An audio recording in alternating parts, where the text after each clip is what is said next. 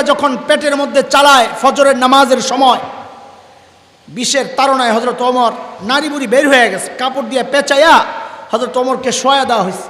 হযরত ওমর বেহুশ, একজনের কোলে মাথা, হঠাৎ একটু হুশ ফিরছে তো নামাজের খবর লইছেন। ওমর দ্বীনের ব্যাপারে কতটা সিরিয়াস ছিলেন দেখেন, নিজের এই অবস্থা দেখেন, দরজার কাছে এক যুবক দাঁড়ায় রয়েছে, তার কাপড় টাকনুর নিছে, ওই অবস্থায় ডাক দিছে, ওই কাপড় উপরের দিকে ওঠা। আল্লাহু আকবার। এরপর কি করলেন ওমর? জান্নাতের সুসংবাদ পাওয়া ওমর কি করলেন?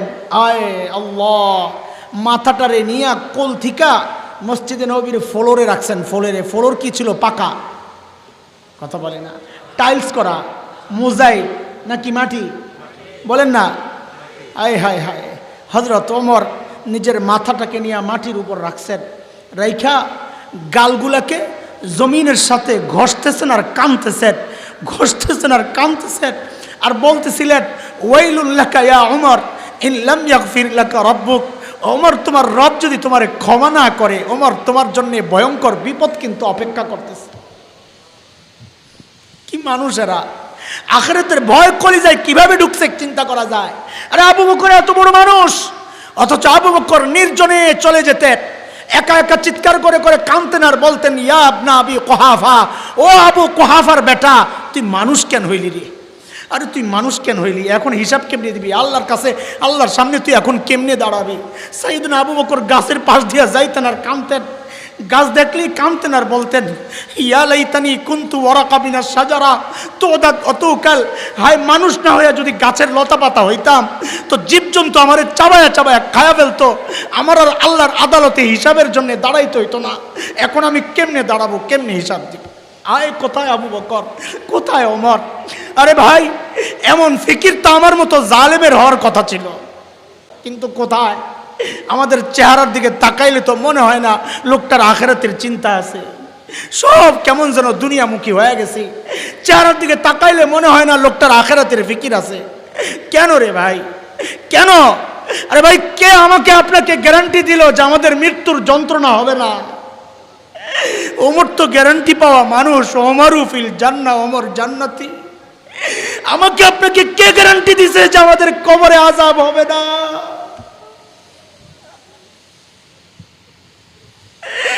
কে গ্যারান্টি দিছে বলে? আবু বকর তো জান্নাতের গ্যারান্টি পাওয়া মানুষ, আবু বকর ফিল জান্নাহ, আবু বকরের এই চিন্তা। আমাকে আপনাকে কে গ্যারান্টি দিল যে আমরা জান্নাত পায়া যাব? বলেন না, কে গ্যারান্টি দিল? কেন এমন হয়ে গেলাম? কেন এমন হয়ে গেলাম? কোনো ভয় নাই, গুনাহ করতেছি, কোনো চিন্তা নাই, চুল পাকতে পাকতে সাদা হয়ে গেছে, দাড়ি পাইকা সাদা হয়ে গেছে, এখনো গুনাহ ছাড়তে পারি না। ও যুবক, তুমি ভাবতেছো তোমার মৃত্যু এখনো অনেক দেরি আছে। না না, কে জানে, বলো কে জানে এই মজলিসেও এমন মানুষ থাকতে পারে যার কাফনের কাপড়টা দোকানে চলে আসছে। এমনও তো হইতে পারে কালকে খবর পাইতে পারেন বয়ান করে গেল মাওলানা হাসান জামিল তো দুনিয়ায় নাই। এমনও তো হইতে পারে। কেন এমন হয়ে গেলাম বলেন না? কেন এমন হয়ে গেলাম? ও ভাই, কিভাবে বললে বুঝবা? কিভাবে বললে বুঝবা? কিভাবে বললে গুনাহ ছাড়বা? বলো বলো।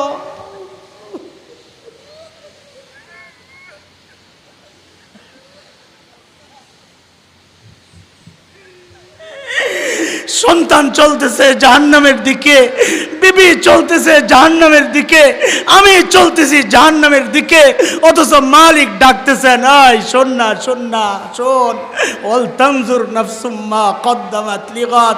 আমার সামনে তোকে দাঁড়াইতে হবে, দাঁড়াইতে হবে, দাঁড়াইতে হবে। কি নিয়ে আসবি এখন থেকে চিন্তা কর, কি নিয়ে আসবি?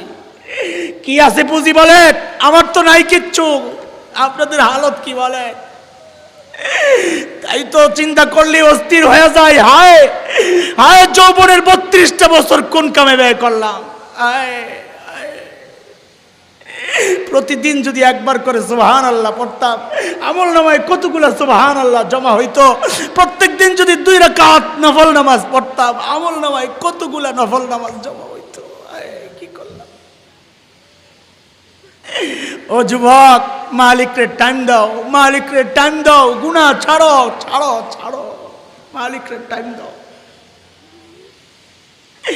মালিক কত মায়া করে ডাক দিয়ে বলতেছেন, ইয়া আইয়ুহাল্লাযীনা আমানুত্তাকুল্লাহ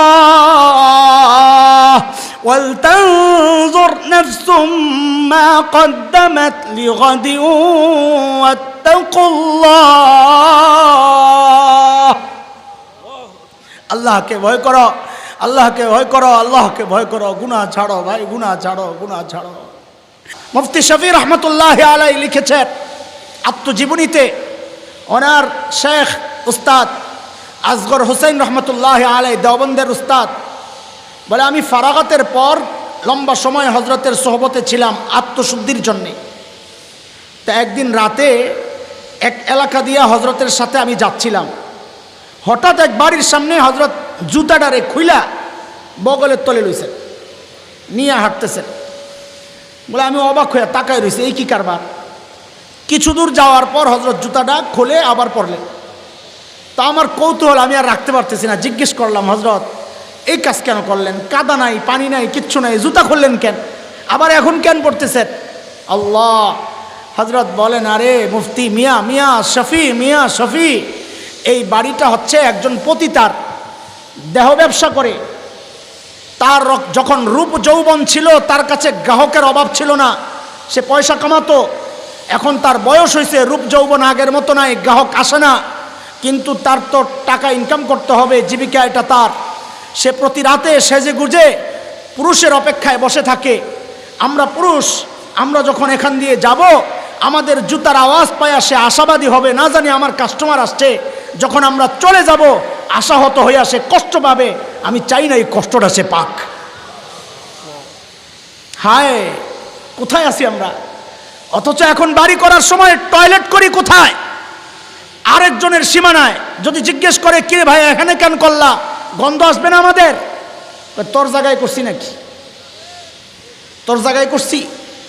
মাদ্রাসার জন্য রাস্তা আসবে, এমনি তো দিয়ে দেওয়ার কথা, অথচ নিজেদের রাস্তা চক্রান্তের মাধ্যমে, দখলের মাধ্যমে আমার ভাইদেরকে ফাঁসানো হচ্ছে। আল্লাহর হস্তে এমনি দেওয়ার কথা। ও জালিম, মনে রাখিস, এই দিন দিন না, হাসরের মাঠে আল্লাহর আদালতে তোকে আমরা আসামির কাঠগড়ায় দাঁড় করাবো ইনশাআল্লাহ। আপনারা হয়তো অনেকে জানেন না, অনেকে জানেন না, এই জন্যে আপনাদের ভিতরে ওইভাবে লাগে নাই। আমাদের কলিজায় আগুন এই মাদ্রাসার নিয়া, আগুন। থাক, ভিন্ন বিষয়। আদালতের ফয়সালা আদালতে হোক, আমরা চাই ইনসাফের ফয়সালা হোক, এটাই আমরা চাই। দ্বিতীয় জবাব দিলেন আবু বকর, ওমর, জুতা পরলে চটচট আওয়াজ হয়, মানুষ জেনে যাবে। আমি তো চাই কেবল আমার মালিক জানুক। অথচ আমাদের অবস্থা, ইবাদত যখন করি আর আশেপাশে তাকাই, কেউ না দেখা পর্যন্ত অন্তরে শান্তি তো লাগে না। আমার কথা বলতেছি। আবু বকর, আপনি কেন আসছেন? ওমরের প্রশ্ন, আপনি কেন আসছেন? এই কাজগুলো তো আমাদেরকেই দিতে পারতেন। সাইয়েদনা আবু বকর কি জবাব দিলেন? ও দোস্ত, জবাবটাই আমার বয়ান, কিন্তু জবাবটা আমি এখন দিচ্ছি না। কেন? কারণ জবাবটার ওজন কত এটা বুঝতে হলে আগে আবু বকরের ওজন বোঝা লাগবে। কারণ ব্যক্তির ওজনের উপর কথার ওজন ওঠানামা করে। ধরেন আপনি রাস্তায় হাঁটছেন, এক ফকিরের সাথে দেখা, ভিক্ষুক পরিচিত, আপনাকে দেখে বলল, এই ভাতিজা, কালকে একটু দেখা করো, তোমারে খুশি করে দেব। আপনি মনে মনে হাসবেন, নিজে ভিক্ষা করে খায়, আবার আমারে খুশি করে। কিন্তু একই কথা যদি আমাদের মাননীয় মন্ত্রী সাহেব বলেন, এই যে অ্যাডভোকেট আকম মুজাম্মেল হক সাহেব, যে কালকে দেখা করো, তোমারে খুশি করে দেব, তখনও কি উপহাসের হাসি হাসবেন না আশাবাদী হবেন? কেন? কথা তো একটাই, ওই যে ব্যক্তির ওজন বাড়ছে, তো কথারও ওজন বেড়ে গেছে। একই কথা যদি মাননীয় প্রধানমন্ত্রী বলতেন, কালকে দেখা করে খুশি করে দিব, আপনারা কি করতেন জানি না, আমি তো সারা রাত আর ঘুমাইতাম না, আল্লাহ জানি কি পাইতেছে। কথা তো একটাই, ব্যক্তির ওজন বাড়তেছে, তো কথারও ওজন বাড়তেছে। সাইয়েদনা আবু বকর কি জবাব দিলেন ওমরের এই প্রশ্নে? আপনি কেন আসছেন কাজ করার জন্যে? জবাবটা এখন দিচ্ছি না, পরে শোনেন, আগে আবু বকরের ওজন একটু শুনালেন। একদিন আম্মা জান আয়েশা রাদিয়াল্লাহু তাআলা আনহা মদিনার স্বচ্ছ পরিষ্কার আকাশের দিকে তাকিয়ে তাকিয়ে দেখেন লক্ষ লক্ষ নক্ষত্র দেখা যায়। আম্মা জানের মনে একটা কৌতূহল, নবীকে জিজ্ঞেস করলেন, ইয়া রাসূলুল্লাহ, ওই যে লক্ষ লক্ষ নক্ষত্র দেখা যায়, ওগো আল্লাহর হাবিব, আপনার উম্মতের মধ্যে এমন কেউ কি আছেন যার আমলের পরিমাণ ওই নক্ষত্রের চেয়েও বেশি? আল্লাহর হাবিব বলেন, আয়েশা আছে একজন। কয়জন? কয়জন বলেন না, কয়জন? আয়েশা আছে একজন। আম্মা জান তো মনে মনে খুশি, জানি তো একজন কে, ওই একজন নিশ্চয়ই আমার বাবা আবু বকর। আমরাও তো তাই মনে করি। বলে, জানলে আবার জিজ্ঞেস করছো কেন? বলে, এটা দুনিয়ার সব মেয়েদের স্বভাব, সব মেয়েরাই চায় স্বামীর মুখ দিয়ে একটু বাবার বাড়ির প্রশংসা শুনতে। একদিন খালি বদনাম করে দেখেন, এক সপ্তাহ তরকারি মজা হয় না। সত্য কথা কন, এই বিপদে আমি একা না, আরো আছে। খুব খুশি লাগতেছে না? বেডি করে সাইজ করা হইতেছে, গাদা তোমারে সাইজ করা হয়েছে, তুমি টের পাও নাই কেন? কারণ তার বাবা মার বদনাম করলে কষ্ট লাগে, সুনাম করলে খুশি লাগে। সন্তান হিসাবে এটাই তো হওয়ার কথা। পোড়া কপাল তো তুমি। এই বউ যখন তোমার বাবা মার বদনাম তোমার কানে ঢুকায়, তোমার কষ্ট লাগে না, বরং বউয়ের কথায় যায় বাবা মার সাথে খারাপ আচরণ করো। খারাপ তো তুমি। আল্লাহর হাবিব বলেন, আয়েশা আছে একজন, আমার যে উম্মতের আমল ওই নক্ষত্রের চেয়েও বেশি, সে হচ্ছে ওমর ইবনুল খাত্তাব। কে বলেন না? এই জবাব শুই না তো আম্মা জানের চেহারা একদম মলিন হয়ে গেছে। কি আশা করলাম, নবী কি বললেন? আল্লাহর হাবিব তো চেহারা দেখেই বুঝছেন। স্বামী স্ত্রী আল্লাহ তাআলার এক বিশেষ নিয়ামত, একটা মহাব্বত তৈরি করে দিয়েছেন আল্লাহ তাআলা।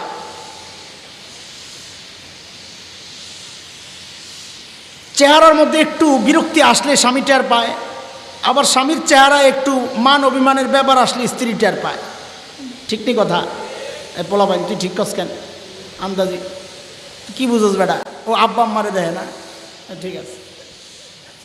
আল্লাহর হাবিব তো আরো বেশি, চেহারা দেখে বুঝছেন ভিতরে গন্ডগোল। ইংরেজিতে বলে নাকি, face is the index of mind. মানুষের ভিতরে কি কাজ করে, এই চেহারায় ফুটে ওঠে। তো আল্লাহর হাবিব বলেন, আয়েশা, তুমি কি ভেবেছিলে তোমার বাবার নাম বলবো?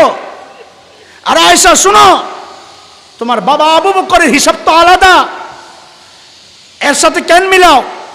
তোমার বাবা আবু বকর, আমার গোটা উম্মতের আমল যদি এক পাল্লায় করা হয়, আর একা তোমার বাবা আবু বকরের আমল যদি আরেক পাল্লায় করা হয়, তো তোমার বাবা আবু বকরের আমলের পাল্লা ভারী হয়ে যাবে। আবু বকর চিনো মিয়া? একদিন হযরত ওমর আসছেন, আয়েশা বলেন, দোস্ত আপনার সাথে একটা লেনদেন করতে চাই। বলে, কি লেনদেন করবেন? তো ওমর বলে, কি দোস্ত, আমার সারা জিন্দগির যত আমল করছি সব আপনার দিয়ে দিতে চাই। আবু বকর কয়, বলে কি? ওমরে তো ভালো মানুষ, সারা জিন্দগি উনি আমার সাথে করলো খোসাখুসি, কাছে কে বেশি আমল করতে পারে, প্রতিযোগিতা। এখন বলে সব দিয়ে দিব। না রে, এখানে কোনো গাপলাস। কারণ আবু বকর মানুষ সরল সোজা, কিন্তু ব্যাককল তো না। কথা বুঝেন না? ওলামায়ে কেরাম চেহারাগুলো দেখলে মনে হয় দুনিয়ার কিচ্ছু জানে না, আর আপনারা তাই মনে করেন। আরে গাদা, যার সিনের মধ্যে কোরআনের ইলম, হাদিসের ইলম, সে ব্যাককল হইতে পারে না, সরল সোজা। আমাদের মুফতি দেলোয়ার সাহেব দামাত বারাকাতুহুম আলিয়া, হযরত মুস্তফা আল হুসাইনি, আল্লামা মুস্তফা আল হুসাইনি রহমতুল্লাহ আলাইহির একটা গল্প শোনাইছেন আমাদেরকে, বড় আজিব। ওই শীত লাগতেছে, শীত শুনবি শুনবি? হ্যাঁ, তুই বলতেছি, আবার আপনারা মুরব্বীরা মনে করেন আপনার ওই পোলাবেন গেতা গোদা কতগুলা ওগুলারে। মুস্তফা আল হুসাইনি রহমতুল্লাহ আলাইহি তো আমাদের মতো এত ভুং ভাং ছিল না, সাদা সিধা মানুষ। মাহফিলের পর এক হোটেলে বসেন খাইতে। বলে, হুজুর মাহফিলে খাওয়ায় নাই? এটা আপনারা বুঝবেন না। মাহফিলের আগে বক্তার যে কদর থাকে, মাহফিলের পরে আর খুঁজে পাওয়া যায় না রে ভাই, এটা আমার বড় মুসিবত। খাই নাই কইলাম, আবার বাগাই দিয়েন না। বলে, কইছেন তো বদনাম, না খাওয়াই জালেমরা উড়াইয়া দিছে। আচ্ছা শুনে, হযরত বসছেন এক হোটেলে খাইতে, খাওয়া শেষ, সুন্নত তরিকায় চেটে চুটে খাচ্ছেন। হাড্ডি একটা ছিল, চাবাইতেছে। পাশের টেবিলে এক ভদ্রলোক বসে বসে চা খায়, কি খায়? দুনিয়া এমন কিছু আজব পাবলিক আছে, দাড়িওয়ালা টুপিওয়ালা দেখলেই চুলকানি শুরু হয়। ওই বেটা ওই ক্যাটাগরির, যেই দেখছে হুজুর যেমনি হাড্ডি চাবাইতেছে, হ্যাঁ কয় এই তো মুখ্যম সময়, হুজুরে একটু সাইজ করাই। হুজুরে সাইজ করতে পারলে যে কত শান্তি। চায়ের কাপটা হাতে লইয়া হুজুরের টেবিলের সামনে দাঁড়ায়, এক্সকিউজ মি হুজুর, ইয়েস বলেন, একটা কথা জিজ্ঞেস করতে চাই। বলে হুজুর আপনাদের এলাকায় কুকুরে কি খায়? ওই যে হুজুর হাড্ডি খাইতেছে, বদমাশ হুজুরে কুকুর বানাইতে চায়। আপনাদের এলাকায় কুকুরে কি খায়? মনে করছে এই প্রশ্ন করলে ব্যাকল হুজুর কানতে কানতে বেহুশ হয়ে যাবে, কিন্তু হুজুর যে মহাপণ্ডিত এত জানে না। যে জিজ্ঞেস করছে আপনাদের এলাকায় কুত্তায় কি খায়, হুজুর ওর দিকে তাকায় না, হাড্ডি চাবায় আর কয় আমগো এলাকায় কুত্তায় চা খায়। এমন বুঝো অবস্থা। আরে কাসেম নানতুবির নাম শুনছ? হায় হায়, দারুল দেওবন্দের প্রতিষ্ঠাতাদের একজন। গোটা ভারত মহাদেশ যাদের উসিলায় স্বাধীনতা এসেছে, ইংরেজ বিরোধী আন্দোলনের অন্যতম সিপাহসালার। আয় কি মানুষ! দেওবন্দ মাদ্রাসার পাশে একটা মসজিদ আছে, ছাত্তা মসজিদ। হযরত ওই মসজিদে থাকেন। ইংরেজরা টের পাইছে হুজুর এনে আস, গ্রেফতার করার জন্য চারদিক থেকে ঘেরাও করছে। কাসেম নানতুবি ভিতরে, সাদা সিধা মানুষ, একটা গেঞ্জি পরা, লুঙ্গি পরা, মসজিদ ঝাড়ু দেয়। আমাদের আকাবির ইংরেজরা ধরার জন্য ভিতরে ঢুইকা কাসেম নানতুবির দেখা এরা মনে করছে এটা কাসেম নানতুবি না। এরা মনে করছে এত বড় নেতা, পেটটা তো কমপক্ষে দেওয়ানবাগী হুজুরের মতো হওয়া দরকার। এই বেটারে দেখে পছন্দ হয় নাই, তো জিজ্ঞেস করাই কাসেম নানতুবি কাহায়? কাসেম নানতুবি কই? কাসেম নানতুবি বলছেন ভালো বিপদে, যদি বলেন মাই হুঁ তো অ্যারেস্ট, ধরা পড়েন। আর যদি বলেন পাতা নেই আমি জানি না, তো মিথ্যা হয়। তা আলেম কি হয় না রে? ব্যাকল হয় না, সরল সোজা হয়। কাসেম নানতুবির আল্লাহ আজব এক মাথা দিছিলেন। উপস্থিত জবাবের ক্ষেত্রে জুড়ি মেলা ভার, মুনাজারা করতেন, বহস করতেন, টকশো করতেন। উপস্থিত এমন এমন কথা বলতেন, বিপক্ষ একদম ঘায়েল হয়ে যায়। এক হিন্দুর সাথে মোনাজারার আগে খাইতে বসছে, তো হাদিসের কথা, আল মুমিন ইয়াকুলু ফি মিআন ওয়াহিদ, মুমিন এক আঁতে খায়, মানে অল্প খায়। কাফেররা ওয়াল কাফির ইয়াকুলু ফি সাবআতি আমআ, সাত আঁতে খায় কাফেররা, অনেক বেশি খায়, কারণ এর লগে শয়তানও খায়, এই জন্য খাওয়া বেশি হয়। তো কাসেম নানতুবি খাইছেন অল্প একটু, হিন্দু তো অনেক খাইছে। হ্যাঁ চিন্তা করছে এটারে দিয়ে ওরা আগে সাইজ করি, মানসিকভাবে দুর্বল করার জন্যে, এটা টকশুর কৌশল। তো বলে ও মোল্লা কাসেম মিয়া কাসেম, আপনি তো আমার সাথে খাওয়াই পারলেন না, টকশুতে কেমনি জিতবেন? কাসেম নানতুবির মাথায় তো আল্লাহ দিয়েছেন পুরাটাই ব্রেন। যেই এই কথা বলছে, কাসেম নানতুবি আস্তে করে বলে, ও ভাই খাওয়া নিয়ে যদি প্রতিযোগিতা করতে হয় তা আমার সাথে না যাইয়া মহিষের সাথে করো যাও। আয় মালিক। তো ইংরেজরা যায় যখন জিজ্ঞেস করছে কাসেম নানতুবি কাহায়, কাসেম নানতুবি কি করছেন, যেখানে দাঁড়াইয়া ছিলেন ওখান থেকে সরছেন। তো আগের জায়গা ফাঁকা হয়েছে না, এমন একটা ভাব লইছেন যে কথাটা বুঝতে একটু দেরি হয়েছে। হ্যাঁ ক্যা কাসেম নানতুবি? ও আচ্ছা, ও তো আমি হাতে একটু আগে এখানেই ছিল। কথা তো মিথ্যা না, একটু আগে তো এখানেই ছিল, এখন তো সই হয়ে জায়গায় আছে। ইংরেজরা মনে করছে একটু আগে এখানে ছিল, এখন বুঝি পালায় গেছে। আল্লাহ, সাইয়েদনা আবু বকর মানুষ কি ছিলেন না? মনে আছে কথা? আবু বকরের শুনবি দুই একটা? আয়ে বেডি তো চেত্যা মিথ্যা শেষ, যুগের তাসলিমা তো মোল্লারে সাইজ করুম রাখ। পাথর একটা লইছে, নবীরে মানবে। নবী আলাইহিস সালাম কাবার পাশে বসে বসে তেলাওয়াত করতেছেন, উম্মে জামিলের হাতে পাথর। আবু বকর দেখছেন উম্মে জামিল আসতেছে, নবী আস্তে করে কানে কানে বলে, ইয়া রাসূলুল্লাহ উম্মে জামিল আসতেছে, নমুনা ভালো না। আল্লাহর হাবিব বলেন, আবু বকর আসতে দেন, আসতে দেন, উম্মে জামিল আমাকে দেখবেই না। কেন? আল্লাহ আগেই তো জানায় রাখছেন সূরা বনী ইসরাঈল আয়াত 45-এ, فإذا قرأت القرآن جعلنا بينك وبين الذين لا يؤمنون بالآخرة حجابا مستورا। নবী আপনি যখন তিলাওয়াত করবেন, আপনার আর বেঈমানদের মাঝখানে আমি নিরাপত্তার পর্দা দিয়ে দিব, তারা আপনাকে দেখবে না। উম্মে জামিল আয়েশা খোঁজে আবু বকর তো ভাব দেখেই বুঝছে উম্মে জামিল তো দেখে না। এখন আবু বকররা ধরছে, ওই মোল্লা। মোল্লা তো কয় নাই, যা কইছে আমি সময়ের শব্দ দিয়া তর্জমা করলাম আর কি। ওই মোল্লা তোর দোস্ত কই? এখন আবু বকর যদি বলেন লাদ্রি, আমি জানি না, তা আবু বকরের সিদ্দিক কাটা যায়, মিথ্যা কথা হয়। আর যদি বলেন এই যে, তা আবু বকর মাইর খাবে। কেন? আবু বকর বলবেন এই যে, উম্মে জামিল বলবে কই যে, কই যে, হ্যাঁ তো দেয় না, আবু বকরে মারবে। আবু বকর মহা চালাক, আস্তে করে জবাব দিয়া দিলেন, খুঁজা দেহ। কি? আরে বলেন না, খুঁজা দেহ। উম্মে জামিল মনে করছে নবীর আবু বকর কই আছে জানে না, আমারে খুঁজতে কইতেছে। হিজরতের সময় নবী আর আবু বকর মদিনার পথে, সারা দেশ খবর হয়ে গেছে, ধরতে পারলে 100 ওঠ। বিভিন্ন কবিলার লোক যারা নবীরও চেনে না, আবু বকরও চেনে না, পুরস্কারের আশায় ঘুরতেছে, খুঁজতেছে পাওয়ার জন্যে। এক জায়গায় ধরা পড়ছে, আবু বকর সামনে, নবী পেছনে। লোকেরা আবু বকরের ধৈর্য জিজ্ঞেস করতেছে, মাম্মাক, তোমার সাথের এই লোককে? এখন আবু বকর যদি বলেন লা আরিফ, আমি চিনি না, তা আবু বকরের সিদ্দিক কাটা যায়, মিথ্যা হয়। আর যদি বলেন ইনি নবী, তো নবী শেষ হয়। আবু বকর বড় আজীব জবাব দিচ্ছেন, আল্লাহু আকবার। আবু বকর আস্তে করে জবাব দিচ্ছেন, হাযার রাজুল ইয়াহদিনি, এই লোকটা আমারে রাস্তা দেখায়। এরা মনে করছে সফর অবস্থায় আবু বকর রাস্তা চিনে না, ওই বেটা পিছন থেকে কয় ডাইনে বামে সোজা, ডাইনে বামে সোজা।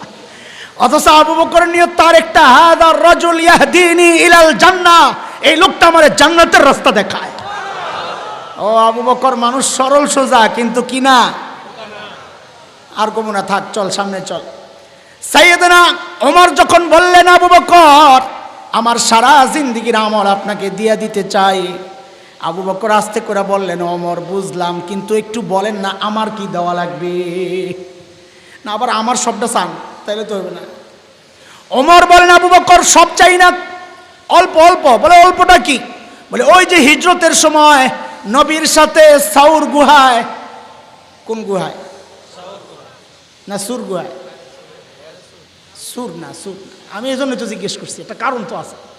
সুর গলত, কি সাউর? সাউর, সায়ের মধ্যে জবর, জবর, সুর না। সাউর গুহায় যে 3 দিন লুকায়া ছিলেন, ও আবু বকর ওই 3 দিন আমাকে দিয়ে দেন, আমি আমার সারা জিন্দেগির আমল আপনাকে দিয়ে দিব। কয়দিন? কয়দিন? মাত্র 3 দিন, আর সারা জীবন মিলল? মিলল? তাইলে সাইয়েদনা ওমর কি বুঝলেন গোমর, যে এই 3 দিনের আমল আমার সারা জিন্দেগির আমলের চেয়ে দামি। নিশ্চয়ই কোনো গোমর আছে, আছে না? ওই গোমর একটু শুনবেন। সময় তো অনেক হয়ে গেছে, টাইম তো হইলো 11:30। কটা বাজে? না মিয়া, সমস্যা আপনাকে নাই, মাদ্রাসাওয়ালাকে বিপদ। ইন্না লিল্লাহি ওয়া ইন্না ইলাইহি রাজিউন। তাহলে দোয়া করে দিতে হবে না, সমস্যা হবে না। মাদ্রাসাওয়ালা, হ্যাঁ আপনার আছে, নেতারা আছে, মাদ্রাসাওয়ালা কই না, সমস্যা হবে না। আচ্ছা ঠিক আছে, আমার সমস্যা হোক, অসুবিধা নাই। সাউর গুহায় নবী আর আবু বকর লুকানো। বলেন এবার গুহার ভেতরে কে? আচ্ছা ভেতরে পরে যান, আগে বাহিরটা একটু বন্ধ করে আই। বলেন তো গুহার মুখের মধ্যে কে কে বাসা বানাইছিল? দিই আপনারা ওয়াজ মুখস্থ রাখেন না, ভুলে যান দিই। কবুতর আর, আচ্ছা মাশাআল্লাহ, ওয়াজ কিছু মনে আছে। আরেকটু দেখি, কবুতরের ডিম পারছে কয়টা? 2টা, 3টা, একটাও না তো, জাত বালা না। হায় হায়, কেউ কেউ ভাবতেছে নবীর সাথে সংশ্লিষ্ট একটা গল্প নিয়ে আমি তামাশা করতেছি। হ্যাঁ হ্যাঁ, তামাশাই করতেছি। কেন? কারণ মুহাদ্দিসরা বলেছেন কবুতরের গল্পটা পুরা জাল, বানোয়াট, মিথ্যা কথা। খামাখাইটা আমরা বক্তারা বানাইছি, বক্তারা। হ্যাঁ, জালের গল্প আছে, তাও দুর্বল, সেই দুর্বলটাই আপনাদেরকে শোনাইতেছি। আচ্ছা, আল্লাহ তাআলা যদি চাইতেন গুহার মুখটাকে পাথর দিয়া প্যাকেট কইরা গুহার ভেতরটাকে জান্নাতের টুকরা বানায়া দিতে পারতেন কি পারতেন না? আল্লাহ তা করেছেন। জাল দিছেন, জাল। কেন? কারণ মাকড়সার জাল এটা এত মজবুত যে কাফেররা ছিদ্র করে, ছিন্ন করে, ভেদ করে ভেতরে ঢুকতে পারবে না। কথা কয় না? এমন না হালকা? কত হালকা! সূরা আনকাবুতে আসছে কোরআনের কথা, ও ইন্না আহওয়ানাল বুয়ুতি লাবাইতুল আনকাবুত, জগতের সবচেয়ে সবচেয়ে দুর্বল ঘরের নাম হচ্ছে মাকড়সার ঘর। তাইলে আল্লাহ তাআলা এই দুর্বল ঘর দিয়া নবী আর আবু বকরের নিরাপত্তা কেন দিলেন? বুঝার বিষয়। আল্লাহ তাআলা কিয়ামত পর্যন্ত তার বান্দাদেরকে জানায়া দিয়েছেন, এরে আমার বান্দারা দেখো, আমি যদি আমার দ্বীনকে বাঁচাতে চাই তো আমার ট্যাঙ্ক কামান লাগে না, যুদ্ধ বিমান আর সাবমেরিন লাগে না, পারমাণবিক অস্ত্র লাগে না। আমি আমার দ্বীনকে বাঁচাতে চাইলে মাকড়সার জাল দিয়েই বাঁচাইয়া দিতে পারি। দরকার আবু বকরের ঈমান। কি দরকার? কি দরকার বলেন না, কি দরকার? ঈমান যদি মজবুত থাকে কোনো শক্তি মুসলমানদেরকে পরাজিত করতে পারবে না ইনশাআল্লাহ। কারণ তার মালিক আরশে আজিমের রব। আল্লাহু আকবার। আয় মালিক। শেখ ওমর মুখতার রহমতুল্লাহি আলাইহি লিবিয়ার বিপ্লবী বীর, ইটালি যখন লিবিয়া দখল করে, ইটালি আর লিবিয়া কাছাকাছি না, ভূমধ্যসাগর পার হয়ে আসছে। তখন সিস্টেম ছিল ওই যে ইউরোপের রাষ্ট্রগুলা ফ্রান্স, ইটালি, ব্রিটেন, এরা আফ্রিকায় আইসা বিভিন্ন অঞ্চল দখল করতো, নিজেদের নিয়ন্ত্রণে নিয়ে স্বর্ণ, এই মণিমুক্তা যা আছে সব কাছে লয়ে যেত। আমগো পয়সা দিয়ে না, এরা বড় লোক। লিবিয়া যখন দখল করছে তখন শেখ ওমর মুখতারের নেতৃত্বে প্রতিরোধ যুদ্ধ চলছিল। পচা রাইফেল, পুরান রাইফেল দিয়া ইটালির গভর্নমেন্ট সিদ্ধান্ত নিল বম্বিং করে পুরো এলাকা শেষ করে দিবে। কেউ একজন এসে শেখ ওমর মুখতাররে বললেন, হযরত এখন আর বাঁচার উপায় নাই, চলেন যাই। বলে কেন? বলে বম্বিং করবে, আমাদের কাছে তো বিমান বিধ্বংসী কোনো অস্ত্র নাই, তো আমরা বাঁচবো কি করে? হায় হায়। শেখ ওমর মুখতার ঈমান দীপ্ত এক জবাব দিয়েছেন। আল্লাহু আকবার। শেখ ওমর মুখতার জিজ্ঞেস করলেন, আচ্ছা বলো তো, তাদের ওই বোমারু বিমানগুলা কি অনেক শক্তিশালী? তো বলে হ্যাঁ, অনেক শক্তিশালী। তো বলে কত শক্তিশালী? বিমানগুলা আরশের উপরে দিয়া যায় না আরশের নিচে দিয়া যায়? আয় খোদা, কি কয় এটা না কয়? কোথায় আরশ, কোথায় সাত আসমান? বিমানের কত নিচে দিয়া যায়? থুরু মিয়া, তাইলে ডরায় লাভ কি? আমি তো, তুমি যেমনি বলতেছো আমি তো মনে করছি আরশের উপরে দিয়া যায়। আমার আরশের মালিক যে আমারে বাঁচাবেন, উপরে দিয়া গেলে বম তার উপরে পড়লে আমারে কে বাঁচাবে? যদি নিচে দিয়াই যায় আমার কোনো টেনশন নাই, আমার মালিক আছে। ওরে দোস্ত, তিনি মূলত সূরা তাওবার শেষ আয়াতের তর্জমা শোনাইছেন, যে আয়াতের মাধ্যমে আল্লাহ তার নবীকে সান্ত্বনা দিয়েছেন, ওইটাই আমাদেরও সান্ত্বনা। আল্লাহ বলেন, ফাইন তাওয়াল্লাউ ফাকুল হাসবিয়াল্লাহ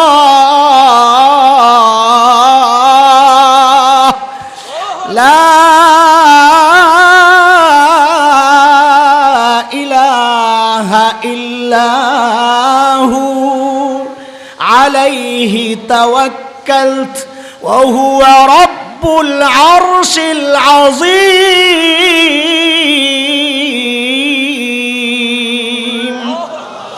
যাদের মালিক আরশে আজিমের রব, তাদের পরাজয় নাই ইনশাআল্লাহ। নমরুদের মালিক ছিল না, পরাজিত হয়েছে, ইব্রাহিম জিতে গেছেন। ফেরাউনের মালিক ছিল না, পরাজিত হয়েছে, মুসা জিতে গেছেন। বিলাল হাবশির মালিক ছিল, জিতে গেছেন।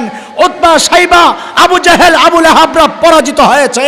আমেরিকার মালিক ছিল না, এই জন্য আল্লাহ তাআলা কুত্তার মতো পিটায়া পিটায়া আফগানিস্তান থেকে বিদায় করেছে। কথা কোন ঠিক? কিয়ামত পর্যন্ত এই ধারা অব্যাহত থাকবে ইনশাআল্লাহ। যাদের মালিক আছে তাদের কোনো ভয় নেই ইনশাআল্লাহ, কোনো ভয় নাই ইনশাআল্লাহ। সাইয়েদনা আবু বকর আর নবী গুহার ভেতরে, মনে আসেনি কথা? হারায় যায় না। আল্লাহর হাবিব আবু বকরের কোলে মাথা রাইখা ঘুমাইতেছেন। আয় হায়। শেখ শাহ ওয়ালিউল্লাহ মুহাদ্দিসে দেহলভী রহমতুল্লাহ আলাই এই দৃশ্যটার চিত্রায়ন করতেছেন এইভাবে, বলে আবু বকরের কোলটা যেন একটা রেহাল, আর আবু বকরের ওই রেহালের উপরে যেন জীবন্ত কোরআন আবু বকর বয়া বয়া পড়তেছে। আল্লাহু আকবার। বড় আজীব কথা, এটা দিলে লাগে যায়। আবু বকর বসে রয়েছেন, নবী ঘুম থেকে উঠে দেখেন যে আবু বকরের চেহারার মধ্যে চিন্তার ছাপ। নবী জিজ্ঞেস করলেন, আবু বকর আপনি এত চিন্তিত কেন? বলে ইয়া রাসূলুল্লাহ, ওই যে গুহার মুখের দিকে তাকায়া দেখেন, লাউ আন্না আহাদাহুম ইয়ানজুরু ইলা কদামাই, এদের যে কেউ একজন গুহার দিকে তাকানোর দরকার নাই, যদি নিজেদের পায়ের দিকেও তাকায় তাও আমাদেরকে দেখে ফেল। আল্লাহর হাবিব বলেন, আবু বকর আপনি কি ভেবেছেন গুহার ভেতরে খালি আমি আর আপনি আর কেউ নাই? না আবু বকর, না, আমাদের সাথে আল্লাহও আছে। কে আছে? আল্লাহ তাআলার নবীর এই সান্ত্বনার কথাটা এতটা পছন্দ হয়েছে, আল্লাহ কোরআনুল কারীমের সূরা তাওবার একটা আয়াতের টুকরা বানায়া নাজিল করে দিয়েছেন। ইযহুমা ফিল গার ইয ইয়াকুলু লিসাহিবিহি লা তাহজান ইন্নাল্লাহা মা'ানা। দুইজন যখন গুহায়, একজন যখন তার সঙ্গীকে বললেন, মানে নবী যখন আবু বকরকে বললেন, এইবার একটু বুঝেন কথা, নবী বললেন কাকে? আল্লাহর শব্দ কি? লিসাহিবি। নবী যখন তার সাহাবীকে বললেন, কাকে? কাকে? হায় হায়, মুফাসসিরিনে কেরাম বলেন, দেখছো দেখছো কারবার, আবু বকরের মর্যাদা দেখছো, আবু বকর যে নবীর সাহাবী, এটা আল্লাহ কোরআনে স্বীকৃতি দিয়ে দিচ্ছে। ইযহুমা ফিল গার ইয ইয়াকুলু লিসাহিবি। ওমরের গোমর এই জায়গায় না, ওমরের গোমর সামনে। কি? লা তাহজান, আবু বকর আপনি ঘাবড়ায়েন না, ঘাবড়ায়েন না। কেন? ইন্নাল্লাহা মা'ানা, আবু বকর আল্লাহ আমাদের সাথে আছেন, আমিও আপনার সাথে, আল্লাহও আপনার সাথে, আপনার টেনশন কি? ওমর কয় খাইছে খাইছে, সারা জিন্দিগি আমল কইরা পাইলাম কি? আবু বকর তো 3 দিন থাইকাই বউ আগে চলে গেছে। কেন? ওমর চিন্তা করছেন নবী আমারে মূল্যায়ন করছেন কেমনে, নবীর সাথে আমার সম্পর্কের লেভেল কি লেভেল। আল্লাহর হাবিব ওমর সম্পর্কে বলেন, লাউ কানা বাদি নাবিয়্যুন লাকানা ওমর। আমাদের কোন ভাই থেকে শুনেছি বলে নাবিয়ান, এটা গলত মশুর হয়ে গেছে, নাবিয়ান না। ওলামায়ে কেরাম বুঝবে, আপনারা বুঝবেন না, এটা কান আর ইসিম, বাদি খবর জরফ মুকদ্দম হয়ে গেছে। লাউ কানা বাদি নাবিয়্যুন লাকানা ওমর, আমার পরে যদি কেউ নবী হতো ওমর হতো। আল্লাহু আকবার। বুঝেন না এই কথা? নবী কি বলেছেন? আমার পরে নবী হলে কে হতো? কে হতো? না আবু বকর? তাইলে মর্যাদা বেশি কার, আবু বকরের না ওমরের? কয় আবু বকরের। হাদিস কি বলে এইবার বুঝা বলেন, ওমরের মর্যাদা বেশি না আবু বকরের? ওমর। আবু বকরের মর্যাদা বেশি হইলে তো নবী বলতেন আমার পরে নবী হইলে আবু বকর হইতো। নবীটা বলছেন, নবী বলেছেন আমার পরে নবী হলে কে হতো? ওমর হতো। তো কি বোঝা গেল মর্যাদা বেশি কার? ওমরের। এই হাদিস সর্বপ্রথম যখন শুনি আমার মনে পড়ে যতটুকু, আমি তখন সরবে কায়া পড়ি, আমার মাথায় পেঁচ লাগছে, পেঁচ লাগতো, খুব ব্রেন ছিল আলহামদুলিল্লাহ, আল্লাহ তাআলা শুকর। পেঁচ লাগছে, কিরে এই হাদিস কি এটা? সারা জিন্দিগি জানলাম নবীদের পরে সর্বোচ্চ মর্যাদার মানুষ হচ্ছেন আবু বকর, অথচ হাদিস বোঝায় যে ওমরের মর্যাদা বেশি। অনেক তালাশ করছি, এটা দিল পরিষ্কার হওয়ার মতো জবাব পাইতেছিলাম না। হ্যাঁ, আমাদের আকাবির আসলাফদের কিতাবের এটা হচ্ছে বড় পাওয়া। আমাকে অনেকে জিজ্ঞেস করেছেন, অনেক ভাই নতুন তাফসির করেন, বয়ান করেন, যে হযরত বয়ানের জন্য কোন তাফসিরটা মোতালা করলে ভালো হয়, পরামর্শ চায় বড় ভাই হিসাবে। তা আমি বলি, আরে ভাই কয় তাফসির মোতালা করবা তুমি, ভেজালে পড়বা, দরকার নাই। সব তাফসিরের নির্যাস যেই জায়গায় পাওয়া যায় ওখানে যাও। বলে ওইটা কোনটা? বলে আমার আকাবির আসলাফের কিতাব, আমাদের বড়দের লেখা, আল্লাহ তাআলার বড় নিয়ামত আমাদের জন্যে। ওগুলোর মধ্যে সব কথা পাওয়া যায়, এমন বহু প্রশ্ন যেগুলো কোথাও হল পাই না, হাকিমুল উম্মতের কিতাবে গেলে ওগুলো পাওয়া যায়। এই প্রশ্নেরও জবাব আমি পেয়েছি মালফুজাতে হাকিমুল উম্মতের মধ্যে।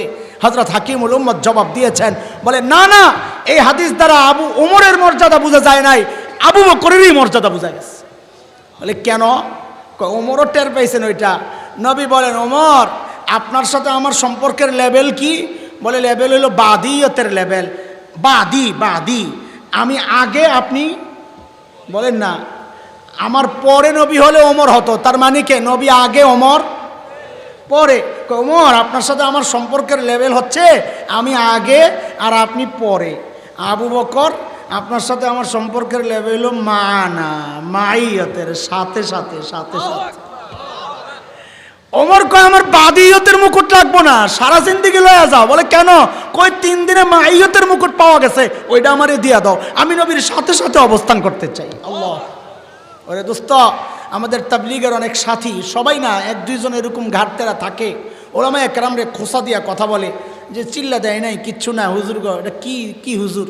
ও দোস্ত, তুমি যদি সারা জীবনও চিল্লা দাও তো তোমার উপর ওয়ারাসাতুল আম্বিয়ার মুকুট তো লাগে নাই। আলেম এক চিল্লা না দিলেও নবী বলেছেন আল উলামা ওয়ারাসাতুল আম্বিয়া, আলেমের মাথায় ওয়ারাসাতুল আম্বিয়ার মুকুট তো লেগে গেছে। মুকুটের বড় দাম, বেশি করা এটা বিষয় না। ওমর টের পেয়েছেন, সারা জিন্দিগির আমল কইরা পাইছি বাদিয়তের মুকুট। আবু বকর 3 দিন থাইকা পায়া গেছে মাইয়তের মুকুট। আমার বাদিয়তের মুকুট লাগবে না, ও আবু বকর 3 দিন দিয়া দেন, মাইয়তের মুকুটটা পইরা লইস। এই গোমর বুঝছেন ওমর, আবু বকর বুঝেন নাই? আবু বকর বুঝেন নাই? কথা বলেন। আবু বকর তো চালাক, শোনাই আইছেন আপনার ঘরে কাহিনী কতগুলা। আবু বকর কি, আবু বকর কি জবাব দিলেন? আয়ে মালিক, আজ থেকে 12-13 বছর আগে হবে মনে হয়। হাকিমুল ইসলাম কারি তৈয়ব রহমতুল্লাহ আলের এক লেখায় আবু বকরের এই ঘটনা পইরা আর আবু বকরের জবাবটা শুই না, ওয়াল্লাহি আল্লাহ সাক্ষী, আমি সাথে সাথে কেঁদে ফেলছি, সাথে সাথে কেঁদে ফেলছি। আরে কি মানুষ আবু বকর, কি মানুষ আবু বকর। আবু বকর জবাব দিচ্ছেন, ওমর দোস্ত বলেন কি, এই 3 দিন যদি আপনারে দিয়ে দেই, ওহো আমার আর থাকি কি ভাই, আমার পুঁজি তো 3 দিন, জীবনে তো আর কিচ্ছু আমি করতে পারি নাই রে ভাই। আবু বকর বলে জীবনে কিচ্ছু করতে পারে নাই, এই 3 দিনই বলে আবু বকরের পুঁজি। আরে কি করে নাই আবু বকর নবীর জন্য, সব শেষ করে দিয়েছেন, সব দিয়ে দিয়েছেন আবু বকর। শুধু আবু বকর একা না, পুরা পরিবারটা আবু বকরের নবীর জন্য আল্লাহ তাআলা কবুল করছেন, সুবহানাল্লাহ। আরে পিচ্চি আসমা, পিচ্চি আসমা, পিচ্চি আসমা, আবু বকর আর নবী যখন গুহার ভেতরে, হায় আল্লাহ কি পরিবার আল্লাহ বানাইছেন। হযরতে আসমা বকরি চড়ানোর বাহানা দিয়া কোর্সায় করে করে নিয়ে খাবার দিয়ে, তো এই জন্য নবী আদর করে ডাকতেন জাতুন্নি তাকা, কোর্সাওয়ালি, কোর্সাওয়ালি, মায়া করে ডাকতেন, দিয়ে আসতেন। একদিন নবী দেখেন যে হযরতে আসমার কপাল ফাটা, রক্ত ঝরতেছে। নবী জিজ্ঞেস করেন, আসমা কি হয়েছে তোমার? বলি ইয়া রাসূলুল্লাহ, রাস্তায় আবু জাহেলের হাতে পড়ছিলাম, আবু জাহেল আমারে ধইরা বলে, আসমা